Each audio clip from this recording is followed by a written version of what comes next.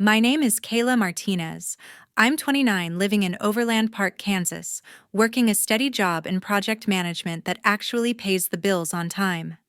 In my family, that apparently makes me the odd one out, the one who doesn't join in the chaos, doesn't hype up every bad idea, and doesn't pretend everything is fine when it's clearly not. It was a Saturday evening, one of those family gatherings Mom insists on throwing at the house every few months. The living room was packed. Cousins, aunts, friends of friends, everyone laughing over plates of barbecue and Mom's famous potato salad. The big TV was on, streaming some true crime docuseries the whole group was obsessed with. I had just grabbed a seat near the back when Mom Linda walked straight up, blocking the doorway between the kitchen and the living room. She didn't raise her voice at first. She just looked at me with that tight smile she uses when she's about to drop something sharp. "There are guests here," she said flatly. "Get out now. You're embarrassing us." I blinked. The room went quiet for a second, then the chatter picked up again like nothing happened. I glanced at the couch. My usual spot had been taken by Jordan Garcia, my cousin, who barely shows up unless there's free food. Mom had already moved the throw pillow I'd left there last time, like I was never meant to sit down at all. I didn't argue. I didn't cry. I just stood up, walked past her, grabbed my keys from the counter, and left through the front door without a word. The screen door clicked shut behind me like a period at the end of a sentence.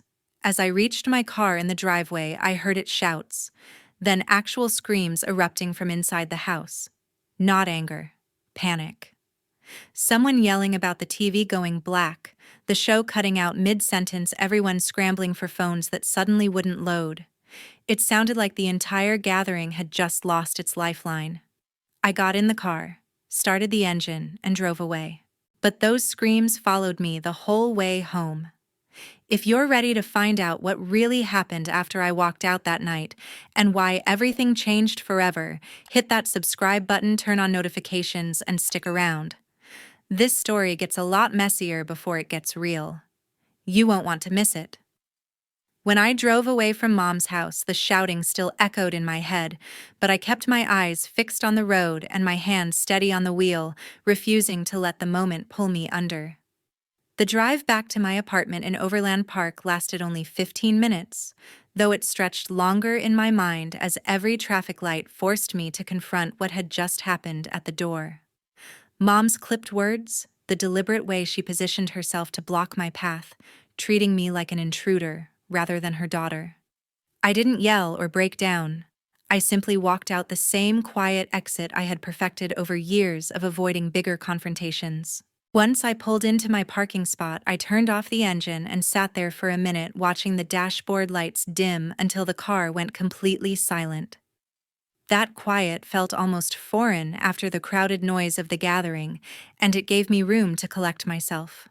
I grabbed my keys, walked inside, and let the door close behind me with a soft click. The apartment was dark, and still no lights on. No music playing, just the low hum of the refrigerator in the background. I set my bag down, filled a glass with water from the kitchen tap, and carried it to the living room couch where I sat, without bothering to turn on a lamp. The dim glow from the streetlights outside was enough. My phone had vibrated nonstop during the drive, but I hadn't checked it until now. When I finally unlocked the screen, the messages weren't what I expected. No apologies, no questions about why I left early, just casual family chatter about who grabbed the last ribs and whether anyone wanted the leftover coleslaw. It stung more than I wanted to admit, seeing how easily they moved on, as if my absence changed nothing about the evening. I set the phone aside and opened my laptop, navigating straight to the shared accounts dashboard I had created years earlier. The page loaded quickly, and the list of active services stared back at me. Netflix with 5 profiles still in use. Spotify Premium Family Plan, streaming from multiple devices, Hulu and HBO Max, both showing recent logins, the group phone plan, with unlimited data that I subsidized through my carrier discount, and even Dad's car insurance policy, where my name remained listed as the primary policyholder to secure the lower corporate rate. Activity logs showed devices connected from Mom's IP address right up until the moment I left. Someone had been watching a show, another was playing music, and data usage ticked up steadily all evening. I pulled up the billing history and scrolled back through the months and years. The charges dated to 5 or 6 years ago, starting right after I finished college and began my job in project management. At the beginning, it felt natural to help. Mom wanted ad-free podcasts while she gardened, so I added her to Spotify. Amber ran out of data mid-summer and pleaded for relief, so I brought her onto the phone plan. Dad's insurance premiums spiked after a minor ticket, and my employee discount saved him hundreds, so I kept my name on the policy. I never sent invoices or asked for reimbursement. Being the one who could fix things made me feel needed, like I had a place in the family even when conversations turned chaotic or superficial. Each "thanks, sis" or quick hug reinforced that illusion. Yet the numbers told a different story. Monthly costs averaged around $300, climbing higher whenever someone upgraded a device or added extras. No one ever suggested splitting the bill or taking over their share, even after Amber settled into her own apartment and started building her life. They simply expected the support to continue indefinitely, the same way they expected me to attend every gathering, nod along, and stay quiet when things got tense. I recalled the late-night calls for tech help, the rushed favors during holidays, the times I covered small emergencies without hesitation. It had never been about the money. It was about the unspoken assumption that I would always step in, always be available, always absorb the load. The truth settled over me gradually, not as a sudden blow, but as a slow, chilling realization. They hadn't merely overlooked me that evening. Their entire routine depended on my quiet contributions they could dismiss or ignore until the moment they became inconvenient. The initial shock from the doorway shifted into something clearer and colder, awareness tinged with anger, but mostly exhaustion. I shut the laptop, leaned back into the cushions, and let the apartment's stillness surround me. For the first time in a long while, I felt no urge to jump up and resolve anything. I remained seated, allowing the weight of it all to register fully and quietly, considered what life might look like if I finally stopped saying yes to everything. The next morning, as the sun was just rising, I opened the accounts dashboard on my laptop, while the coffee machine gurgled in the kitchen. The screen loaded the familiar interface, and I began scrolling through each service with deliberate care, noting every detail that had escaped my attention before. Netflix showed 5 active profiles with viewing history from the previous evening, including a true crime episode paused at the 42-minute mark. Spotify listed 6 devices connected to the family plan with playlists updated overnight, and several hours of streaming logged. Hulu and HBO Max both displayed recent logins from the same location as Mom's house, with episodes queued up for binge-watching later. I switched to the phone plan section and saw the breakdown: unlimited data shared across 5 lines, all still active with high usage from Amber's number during the gathering. Dad's car insurance policy appeared next, the document showing my name as the primary holder since I had linked it to my employer's group discount years ago. The premium savings were significant, but the policy remained tied to me with automatic payments drawn from my account each month. I cross-checked the activity logs and confirmed that the system had processed a payment just 2 days earlier without any notification to me beyond the standard email receipt. As I dug deeper into the shared access permissions, one entry stood out. My cousin Jordan Garcia had been added to the HBO Max profile over a year ago with a password reset link sent to his email. The log showed he had logged in multiple times a week watching movies and series that never appeared in my own recommendations. I remembered the casual request from him at a holiday dinner. He had mentioned wanting to catch up on shows, but didn't have his own subscription, and I had simply shared the details without thinking twice. Now it was clear that the access had become permanent, another quiet extension of the support I provided. I leaned back in my chair and considered the bigger picture. These weren't isolated favors anymore. They formed a network of dependencies that everyone relied on without discussion. The family plan allowed unlimited streaming and calls. The insurance kept Dad's rates low, and the shared passwords gave everyone entertainment on demand. No one questioned the setup because it worked seamlessly in the background, and I had never made a point of reminding them who maintained it all. The dashboard laid out the reality in cold numbers, recurring charges, active sessions, and a history of convenience built entirely on my credit and subscriptions. I decided to test the waters with something small. HBO and Hulu were the least essential for the group. Dad rarely watched HBO, and Hulu was mostly for Amber's reality shows, so I removed the devices associated with Mom's IP from both accounts and changed the passwords. The process took only a few minutes, and I did it without hesitation, watching the confirmation messages pop up on the screen. I didn't cancel the subscriptions outright. I simply restricted access to see how long it would take for someone to notice. If the gathering had shown me anything, it was that small disruptions could reveal a lot about what people truly valued. I saved the updated dashboard as a screenshot for my records, then closed the laptop and stood up to refill my coffee. The morning light was stronger now, streaming through the window and casting long shadows across the floor. I sipped from the mug and felt a quiet resolve settle in. This wasn't about revenge yet. It was about understanding the boundaries I had let erode over time. By starting with these two services, I could observe the reaction without causing immediate chaos, and that small step felt like the first real action I had taken for myself in years. A few days later, the messages started pouring in like a flood, each one landing with increasing urgency on my phone. Amber was the first to reach out, sending a long wall of text that began innocently enough with a question about why certain shows weren't loading anymore, but quickly shifted into accusation. She wrote that the family had been trying to relax after the gathering, and suddenly, everything felt off, as if someone had deliberately sabotaged their entertainment. She ended the message with a pointed reminder that Mom had been upset all week and didn't need more stress on top of everything else. I read the text twice, noting the familiar pattern of blame wrapped in concern, but I didn't respond right away. Instead, I let it sit there while I went about my day making breakfast and checking emails for work. Later that afternoon, Mom called, her voice tight with the kind of disappointment she reserved for moments when she felt truly let down. She started by asking if I was okay, then moved seamlessly into how strange it was that the TV services had stopped working and how everyone had noticed the change. She said it felt like I was punishing the whole family over one misunderstanding at the gathering, and that I used to be so generous with helping out. The call ended with her sighing heavily and saying she hoped I would figure out whatever was going on before it got worse.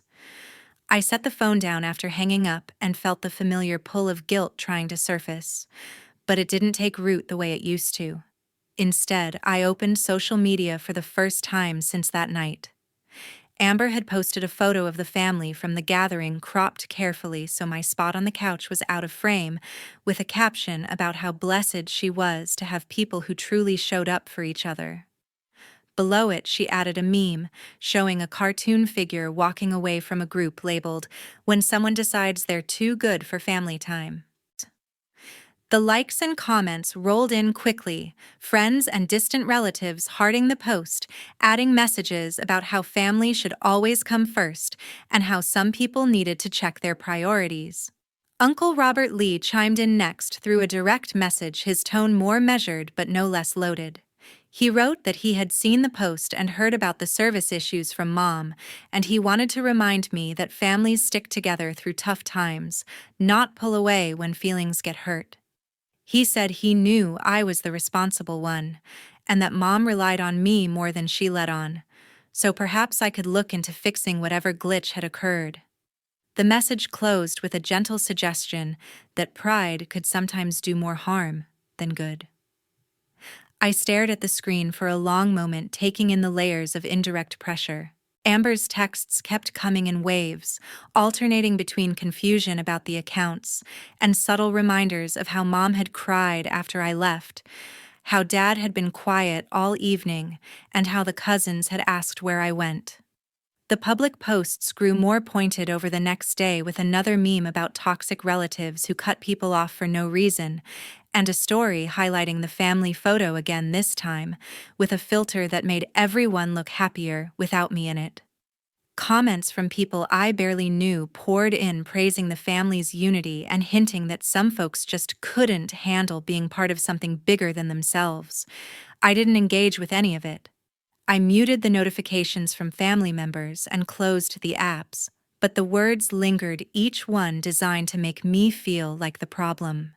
The guilt trip was familiar territory, but this time it carried a sharper edge because it came on the heels of the gathering and the sudden disruptions. They weren't asking what was wrong or offering to talk things through. They were assuming I had caused the issues out of spite and expecting me to fix them without question. Uncle Robert's message in particular stood out, his calm mediator tone masking the same expectation that I would step in and make everything right again. I spent the evening thinking about the difference between being needed and being valued. The messages and posts weren't about understanding. They were about restoring the status quo, where I handled the behind-the-scenes work and stayed in line. I felt the anger build slowly, not explosive but steady, and with it came a clarity I hadn't expected. This wasn't just about a few accounts anymore. It was about the pattern of using emotional leverage to keep me in place. I saved screenshots of the texts and posts, not for confrontation, but for my own records, and then I turned off my phone for the night. The silence only lasted a short while before the consequences of my earlier actions began to surface in more concrete ways.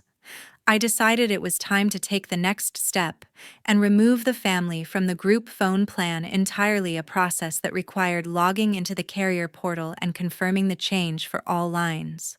Once that was done, I turned to Dad's car insurance policy, which had been under my name for the discount benefit. I contacted the agent and requested to remove myself as the primary holder, transferring responsibility back to him. The representative confirmed the update would take effect at the end of the billing cycle and sent an email summary of the changes. Within hours, my phone lit up with notifications from Cody. My younger brother, Cody Martinez, who is 26, sent a series of frantic texts asking why his service had dropped and whether I knew anything about it. He followed up with voice messages explaining that he was in the middle of a drive when the signal vanished, leaving him unable to use maps or call for help. His tone shifted from confusion to irritation as he demanded an explanation, insisting that this wasn't funny and that I needed to fix it immediately. I listened to the messages without replying, noting how quickly the panic had set in once the convenience disappeared. Dad called shortly after, his voice carrying the low edge of anger that rarely surfaced but always meant business. He wanted to know what I had done to his insurance because he had just received a notice that the policy was being adjusted and the rates would increase significantly without the group discount. He reminded me that we had set this up together years ago for exactly this reason, and now he was facing higher premiums because of whatever point I was trying to make. The conversation stayed brief since I offered no immediate resolution, but his frustration was clear in every word. He ended by saying he expected me to handle it like I always had. I hung up and moved to the next layer of discovery that had been nagging at me since the dashboard review. I pulled up my credit report from all three bureaus and scanned the recent activity for anything unusual.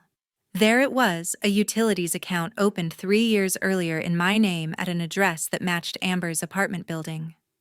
The account showed consistent monthly payments, but the setup had used my social security number and a signature that looked suspiciously like mine, though I had never authorized it. Further digging revealed a co-signer document for the lease itself, also bearing my name and details I had never provided.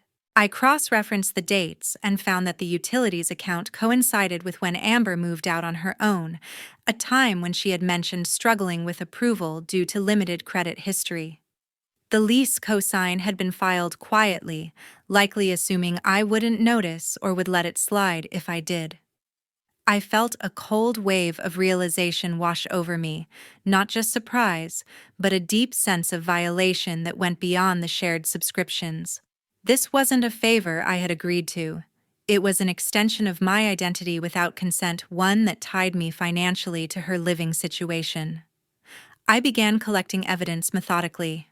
I took screenshots of every relevant section on the credit reports, including the account numbers, opening dates, and authorization details. I downloaded statements from the utility company showing the history of usage and payments. For the lease cosign, I requested copies of the documents through the online portal and saved the emails confirming the inquiry. Each piece went into a dedicated folder on my computer labeled simply Records, organized by date and source. The process took most of the afternoon, but it gave me a sense of control amid the growing chaos. By evening, I had a clear timeline of the misuse along with the phone plan removal and insurance adjustment that had triggered the immediate backlash. The evidence sat there on my screen, undeniable, and organized, waiting for whatever came next. I didn't feel triumph or rage in that moment. Instead, I felt a quiet determination to protect what was mine. This discovery shifted everything from a test of boundaries to a necessary defense against further exploitation.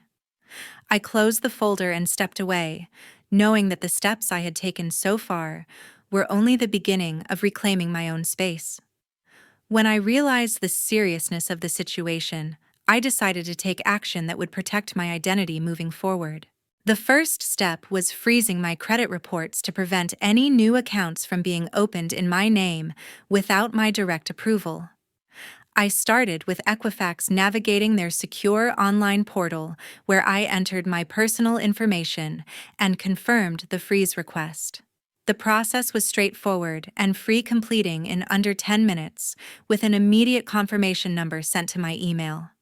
Next, I moved to Experian, repeating the same steps on their site, selecting the full credit freeze option that blocks inquiries from lenders and service providers. Finally, I froze my report with TransUnion, ensuring all 3 major bureaus were locked down. Each freeze came with a PIN that I saved securely, knowing I could lift it later if needed, but for now, wanting the strongest barrier possible. With the freezes in place, I turned to the official reporting process for identity misuse. I visited the FTC website and filed an identity theft report through their dedicated portal. The form required details about the unauthorized utilities account and lease cosign, including dates, account numbers, and how I had discovered the misuse. I uploaded the screenshots and statements I had gathered earlier as supporting evidence. The system guided me through each section, asking for specifics about the impact on my credit and finances. Once submitted, I received a reference number and an identity theft affidavit that I could use to dispute the fraudulent items directly with the credit bureaus and the utility company. The whole report took about 40 minutes to complete, and the confirmation email arrived almost immediately, giving me a documented record of the complaint. The next day, I drafted a formal cease-and-desist notice addressed to each family member involved in the misuse. I kept the language professional and factual, stating that I was no longer authorizing any use of my name, social security number, credit information, or personal details for accounts, leases, or any other purpose. I listed the known instances, including the utilities account and lease cosign, and referenced the FTC report number for verification. The notice clearly demanded that all such uses cease immediately and warned that further unauthorized activity would be pursued through legal channels, including potential reporting to authorities. I reviewed the document carefully to ensure it was airtight without being overly aggressive, then printed copies for each recipient. I sent the notices via certified mail with return receipt requested, so I would have proof of delivery. One went to Amber at her apartment address, another to Mom and Dad at the family home, and a third to Uncle Robert, since he had been part of the ongoing pressure. The post office provided tracking numbers for each, which I logged alongside the FTC reference. Mailing them felt like closing a chapter that had been open far too long, shifting the responsibility back where it belonged. While waiting for the mail to arrive, I monitored my credit alerts, which the bureaus had activated after the freezes. No new inquiries appeared, and the existing disputed items were flagged for review. The utility company responded to the FTC report by placing a hold on the account pending verification, which meant any attempts to access or modify it would require my direct confirmation. I knew these steps wouldn't erase the past misuse overnight, but they created immediate safeguards and a paper trail that could support further action if needed. Throughout the process, I remained calm, focusing on the mechanics, rather than the emotions that had built up over the days. Freezing the credit felt like locking doors I had left open for too long, and filing the report was a way to officially acknowledge the violation without confrontation. Sending the notices was the clearest boundary I had ever set, putting everything in writing so there could be no misunderstanding. I didn't expect immediate apologies or changes, but I knew the actions were necessary to prevent escalation. For the first time, I felt in control of my own financial identity instead of reacting to someone else's use of it. The certified letters arrived like a slow-burning bomb over the following 2 to 4 weeks, each one triggering consequences that rippled through the family without any need for further involvement from me. The first sign came from Amber's apartment utilities.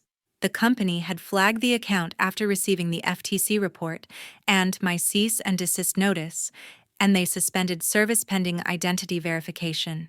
Amber could no longer pay the bill under the existing setup, and the landlord contacted her about the lease violation since the co-signed document was now disputed.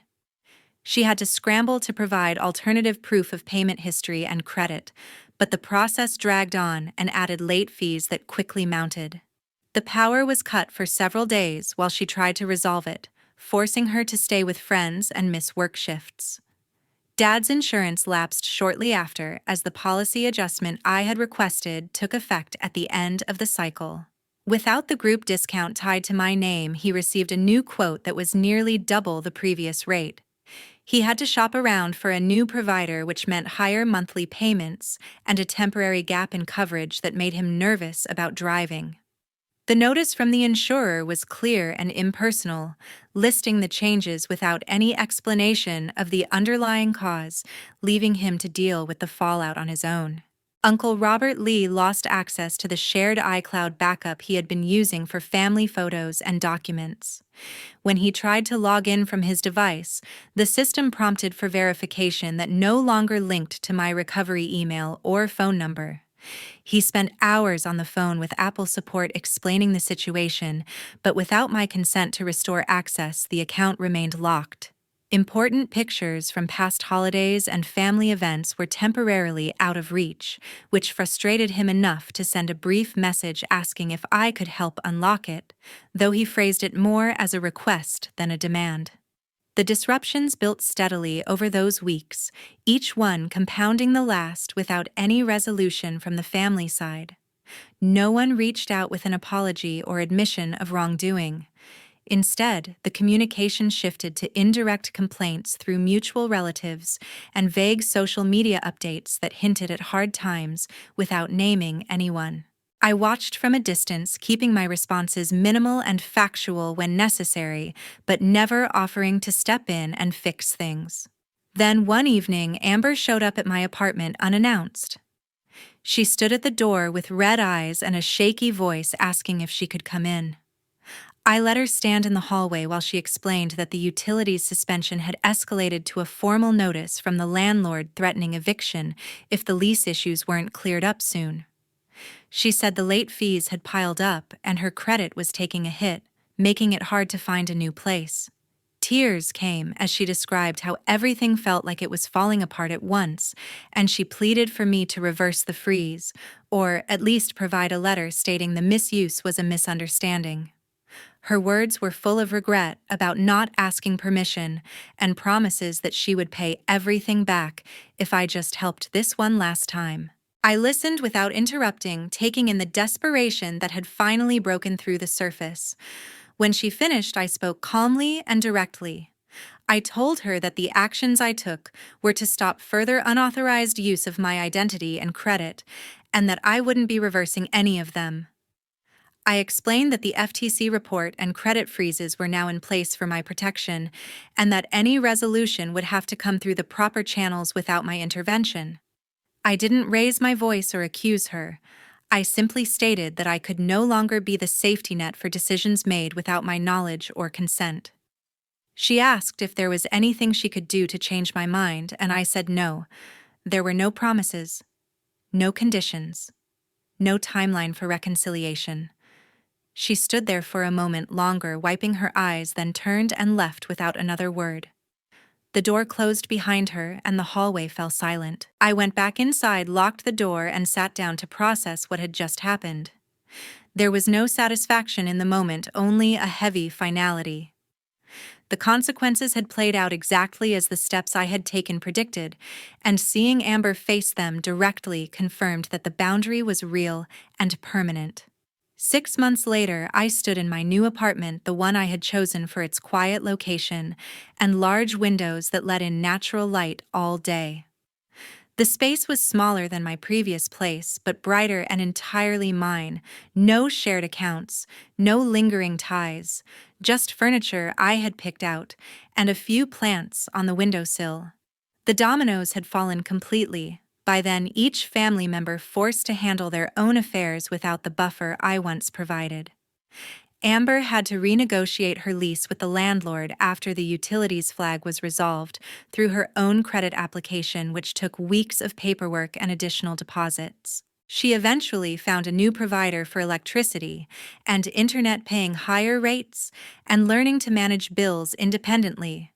Dad purchased a new car insurance policy on his own, accepting the increased premium that came without the group discount, and he now paid it directly each month. Uncle Robert had to set up his own iCloud storage plan, transferring what photos he could recover and starting fresh without the shared family backup. The rest of the group subscriptions were gone too. Everyone had signed up for individual plans or free tiers, adjusting to ads and limited access as a new normal. I composed one final email to the family subject line, simply "closure." In it, I summarized that I had chosen peace and would no longer be involved in any financial, digital, or emotional support. I stated that all unauthorized uses of my name or credit had been reported to the appropriate agencies, and any future violations would be handled legally without further warning. I wished them well in finding their own balance, but made clear that my door was closed. After sending it, I archived the thread, blocked every phone number and email address, and removed them from all social media. The silence that followed was profound and welcome. My life shifted in ways I hadn't anticipated but now cherished. I started therapy sessions twice a month with a counselor who helped me unpack the years of being the reliable fixer without resentment.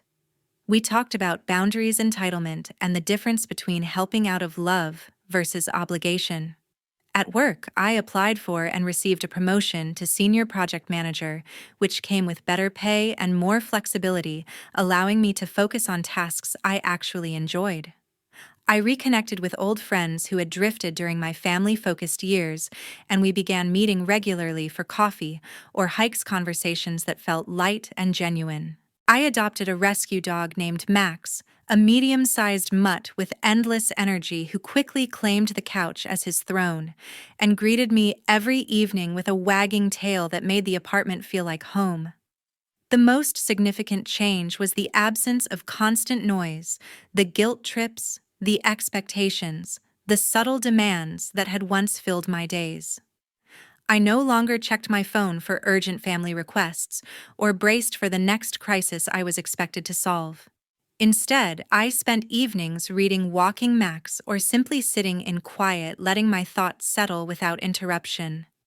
There were moments of loneliness, especially on holidays when old habits tugged at me, but they passed quickly, replaced by a steady sense of freedom.